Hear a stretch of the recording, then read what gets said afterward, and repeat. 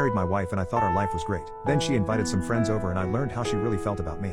Last year I married my wife, and I thought everything was going well. I took her out on dates, had intimacy with her, nothing too crazy, just enough to keep us both satisfied, and tried to spoil her as much as I could with breakfasts, flowers, and anything else I could think of. She was the first person I'd ever been with and she told me I was her first as well. That made our bond special, and I eventually decided to put a ring on her finger. Fast forward to the other day when I realized things weren't as perfect as I thought they were. My wife had invited some of her girlfriends over for wine and gossip. I was the only man in the room, but I did my best to fit in. After a couple hours of drinking, I pretended that I was getting too drunk and went to sleep. I wasn't having a bad time or anything. I was just uncomfortable being the only guy around for girl talk and wanted an excuse to let my wife socialize with her friends without me around. At some point during the night I woke up and went back downstairs for some water. My wife and her friends were still up, but by that point they were so wasted that they could barely sit up straight. While I grabbed a glass of water, I realized that they were talking about me, and the things they were saying were less than flattering. One of her friends was going on about how I was weak, submissive and wasn't a man, and how she felt bad that my wife had to wear the pants in our relationship when that wasn't her job.